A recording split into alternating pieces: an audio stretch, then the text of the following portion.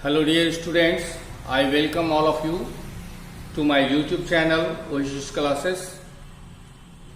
In the last lecture, you have started studying prepositions. I gave you some introduction lessons regarding the preposition, and I am quite sure that you would have understood the lesson properly, you would have understood the lecture properly. Today, one by one, I am going to teach you the different prepositions. Some prepositions are very lengthy, little bit complex as well. That's why these some prepositions will take your one class every day, but there are some prepositions which are not that lengthy. They are very small. They comprise 1 or 2 points. So after completion of at least 7-8 prepositions, our train of study will run fastly, and I am quite hopeful that you will enjoy this lesson properly, you will understand this lesson properly, and as it is the part of my study, as it is the part of your study and my teaching, I always tell you that if you have any kind of problem regarding any chapter, not only preposition, but I am telling you for upcoming other chapters as well. If you have some problems in understanding that chapter or a particular point, frankly tell me, sir, please guide us, please teach us again, and it will be my pleasure to teach you those things once again, twice again, thrice again. So let us start today's chapter, and this is going to be very important. My dear students, you must be remembering that in very first class, in your introduction class, I told you that in the case of preposition, it is not necessarily true that 2 plus 2 is always 4. Sometimes it becomes 5. By telling you this thing, I want to tell you that in the case of preposition,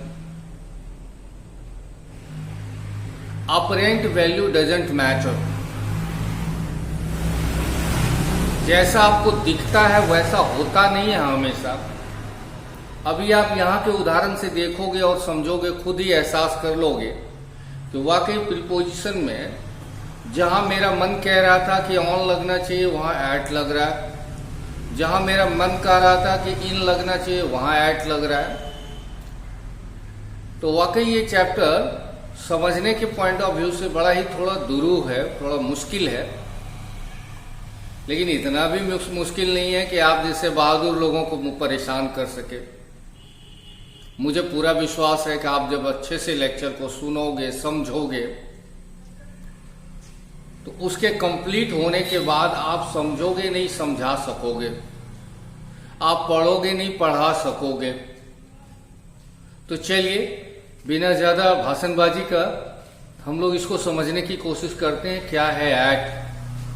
eight का मैंने यहाँ पर different points लिखा है, और आप video के last में स्क्रीनशॉट जरूर देखा कीजिए, क्योंकि स्वाभाविक रूप से जो आपकी शिकायत है उसको मैं मानता हूँ।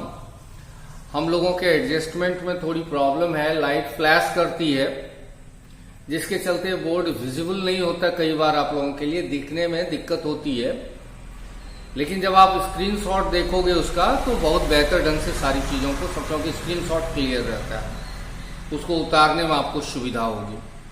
तो चलिए आज का पहला पॉइंट समझते हैं, ऐट का प्रयोग हम कहाँ कहाँ करते हैं।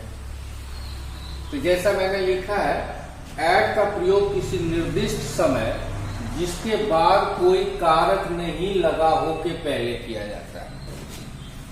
कोई टाइम दिया हुआ है, टाइम समझते हो?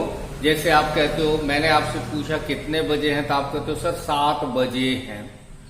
वह कितने बजे आएगा सर? वह 9 बजे आएगा।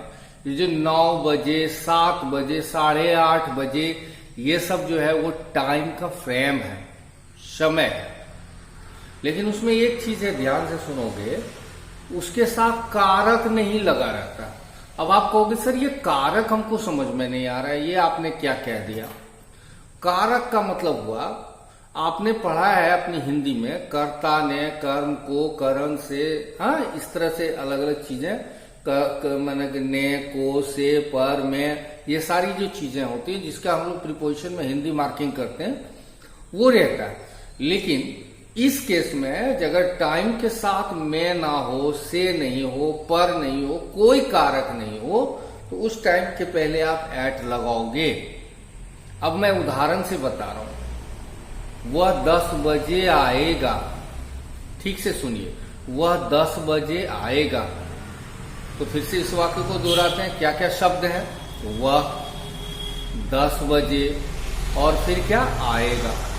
तो 10 बजे के तुरंत बाद क्या आपने बोला, क्या लिखा आपने? आएगा। 10 बजे से आएगा नहीं, 10 बजे में आएगा नहीं, या पर आएगा नहीं, सीधा 10 बजे के बाद क्या बोला आपने? आएगा।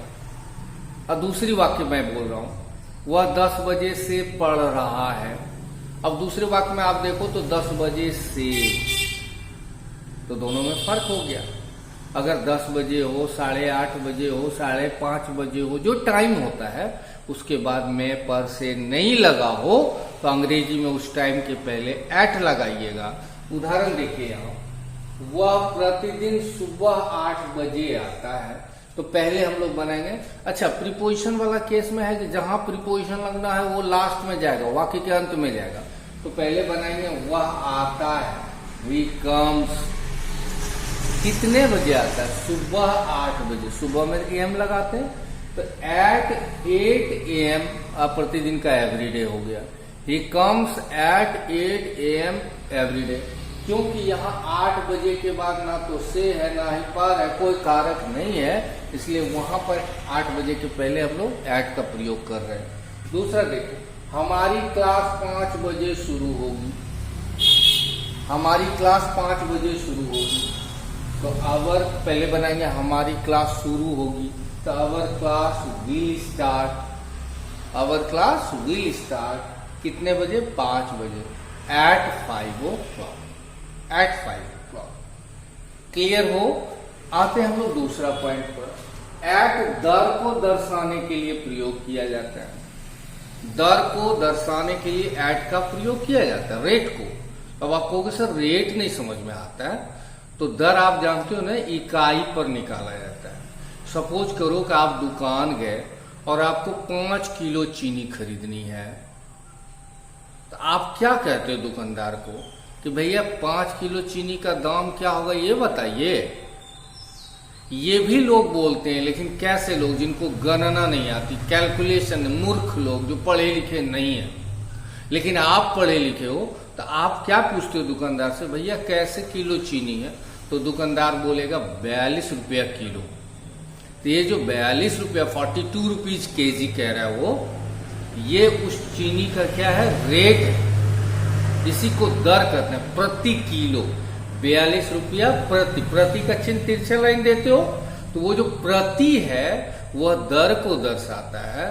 तो रेट को दर्शाने के लिए भी हम लोग किसका प्रयोग करते हैं? एट का।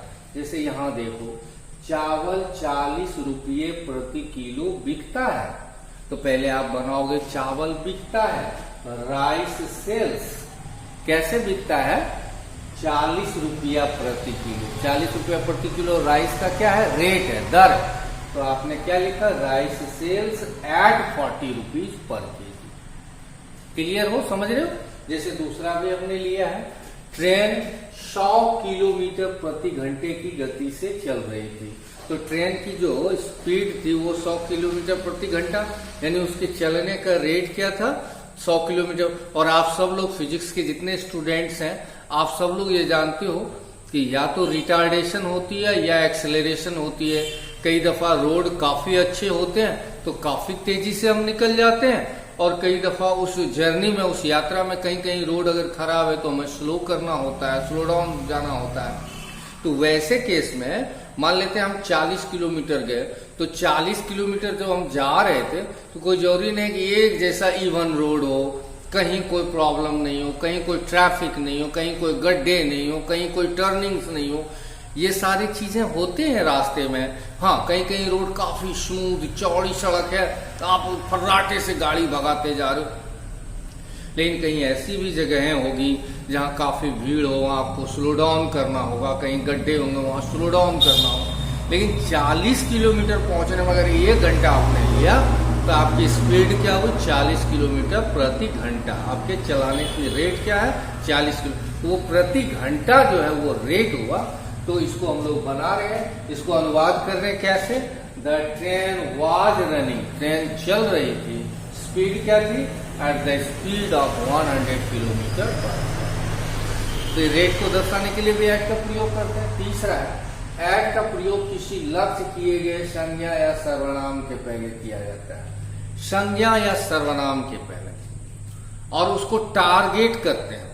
जैसे आप किसी को कहते हो गरीबों पर मत हंसे, यानी कि वह लड़का, वह आदमी किसी गरीब को देख करके क्या कर रहा था? हंस रहा था। टारगेट, उसके हंसी का केंद्र कौन था? वह गरीब आदमी। इसलिए आपने कहा कि उस पर मत हंसो। तो वो जो पर आ रहा है ना, उस पर के लिए हम लोग ऑन का प्रयोग, नॉर्मली हम लोग के दिमाग में बैठा हुआ है कि जब पर आ जाए तो ऑन लगा दो। यानी जिसको ये प्रीपोजिशन मालूम ना होता तो वो अनुवाद क्या करते हैं? Do not laugh on the poor. और जो उनका अनुवाद बिल्कुल गलत हो जाता। सही अनुवाद क्या है?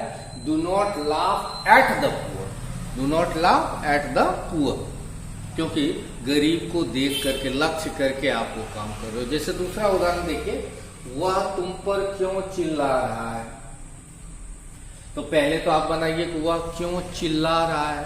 तो वह क्यों चिल्ला रहा है का अनुवाद हुआ why is he screaming. Scream मतलब होता है चिल्लाना, चीखना। Why is he screaming. अब बचा क्या? तुम पर। तो जब वो चिल्ला रहा है तो तुमको देख करके, तुमको टारगेट करके, तो ही why is he screaming at you, on you नहीं। अगला देखते हैं, एट का प्रयोग किसी संज्ञा या सर्वनाम का किसी चीज में कमजोरी या मजबूती को दर्शाता है। किसी चीज में अगर आप कमजोर हो या मजबूत हो तो उसमें भी हम लोग एट का प्रयोग करते हैं। जैसे देखिए उदाहरण है, वह अंग्रेजी में कमजोर है। अब आप देखो, यहाँ ध्यान से देखो, वह अंग्रेजी में कमजोर है। जिसको ये पॉइंट नहीं मालूम होगा उनको सीधा सपाट ये लगेगा कि मैं है तो इन लगा दो, तो यानी वो अनुवाद क्या करेंगे? ही इज वीक इन इंग्लिश। लेकिन अपनी ग्रामर कहती है कि नहीं, जब आप किसी चीज में या तो कमजोर हो या मजबूत हो, दोनों के, कमजोर मजबूत दोनों, अगर यही रहता कि वह अंग्रेजी में मजबूत है तो he is strong at English, या वह अंग्रेजी में कमजोर है तो he is weak at English. तो वह अंग्रेजी में कमजोर है, पहले बनाएंगे वह कमजोर है, ही इज वीक, किस चीज में कमजोर है? इंग्लिश में, at English, he is weak at English. जैसे दूसरा देखिए, तुम झूठ बोलने में माहिर हो, तो पहले बनाइए तुम माहिर हो। तो तुम माहिर हो का क्या हो गया? You are expert. You are expert क्या करने में माहिर हो? झूठ बोलने में। एट टेलिंग ए लाई, इस तरह से बनाते हैं। अगला है, एट का प्रयोग छोटे स्थानों जैसे चौक, मोहल्ला, गांव, छोटा शहर इत्यादि के नाम के पहले किया जाता है। ध्यान से सुनिए, छोटे स्थानों, छोटे स्थानों क्या हुआ कि कोई चौक का नाम है, किसी मोहल्ले का नाम है, किसी गांव का नाम है, कोई छोटा मोटा शहर है उसका नाम है, उसके पहले ऐड करते हैं। गांव के पहले ऐड नहीं लगाते, गांव के पहले इन लगता है। आप कहोगे ये बड़ा कंफ्यूजिंग है सर, नहीं समझ में आ रहा। तो अब जैसे आपको किसी ने कहा कि ट्रांसलेशन बनाओ तो वह गांव में रहता है, तो आपकी अनुवाद होगी he lives in village, not at village. याद रखिएगा, क्योंकि ये भ्रमवश आपके मन में ये बचपन से ठूसा रहता है कि छोटा जगह है तो एट लगा दो, तो 100 में से 99 लोग क्या करेंगे, he lives at village. That is wrong. The correct statement is he lives in village. हाँ, अगर वहीं पर उस विलेज का नाम, सपोज करो कि आपके विलेज का नाम है बागमारी, तो आप बोलोगे I live at Bagmari, I live in Bagmari नहीं। और वहीं खाली आपको बोलना मैं गांव में रहता हूं तो आई लिव इन विलेज। तो क्या याद रखेंगे आपको, विलेज हो, छोटा शहर हो, हाँ, ये सब के नाम के पहले हम लोग क्या करेंगे, एट का नाम के पहले। जैसे मेरे पापा एक छोटे से शहर में काम करते हैं, तो my father works in A small town, not at A small town, in A small. लेकिन वहीं रहता कि मेरे पापा बांका में काम करते हैं, मेरे पापा जमुई में काम करते हैं, तब होगा my father walks at Banka, my father walks at Jamui. वह बांका में रहता है, he lives at Banka, he lives at Jamui. Clear हो? तो यानी नाम रहेगा तभी एट लगेगा, नाम नहीं है, गांव लिखा हुआ खाली या छोटा शहर है तो इन लगाना है। अगला है, कुछ खास नाउन के पहले एट का प्रयोग करते हैं, जो यहाँ बोर्ड पर आपको दिख रहा है। अगर रहेगा दरवाजे पर, जैसे भिखारी तुम्हारे दरवाजे पर है तो the beggar is at your door. घर पर, तो जैसे वह घर पर है, ही इज एट होम। गाड़ी स्टेशन पर आ रही है तो the train is coming at the station. लेकिन एक बात याद रखिएगा, स्टेशन पर हो तो एट द स्टेशन, लेकिन प्लेटफॉर्म पर है तो ऑन द। देखेंगे अनाउंसमेंट होगा जब आप रेलवे स्टेशन पर जाओगे तो ये घोषणा की जाती है कि the train is coming on platform number 3 या 2, जो भी है। एट प्लेटफॉर्म नंबर नहीं बोला जाता, ऑन प्लेटफॉर्म। तो प्लेटफॉर्म पर रहेगा तो ऑन लगाएंगे, स्टेशन पर रहेगा तो एट लगाएंगे। उसके बाद डाकघर में है, नॉर्मली सार्वजनिक जगहों के पहले एट लगता है। डाकघर सार्वजनिक जगह जान रहे हैं ना, जो सबका हो, किसी एक की बकौती नहीं हो, तो वह डाकघर में है, he is at the post office. रात में जानते हैं प्रहर को हम लोग 4 भागों में बांटते हैं, सुबह, दोपहर, शाम और रात। तो अल्टरनेटली लेंगे, अल्टरनेटली समझे, एक के बाद है। सुबह जब रहेगा तो इन मॉर्निंग, दोपहर हो जाएगी तो एट नून, फिर संध्या होगी तो इन इवनिंग, और रात में एट नाइट। तो रात में और दोपहर में के पहले एट का प्रयोग करते हैं। इतना सही। आई होप कि आप अच्छे से इस बात को समझे होंगे। एक बार में समझ में नहीं आए तो वीडियो को 2-3 बार रिवाइंड करो, समझने की कोशिश करो। और जो क्लास की शुरुआत में ही मैंने कहा कि स्क्रीनशॉट को ठीक से देखिए और अपनी कॉपी में उतारिए, और मोटी कॉपी रखिए ग्रामर के लिए। ये नहीं पतली सी कॉपी रखे, एक चैप्टर लिख लिए या 2 चैप्टर लिख लिए, उसके बाद वो खत्म हुआ, कभी जरूरत पड़ी तो किराना दुकान में बिकिए, ऐसा नहीं। एक मोटी कॉपी रखिए जिसमें सारे चैप्टर्स एक जगह आ जाए। Thanks all of you for watching this video.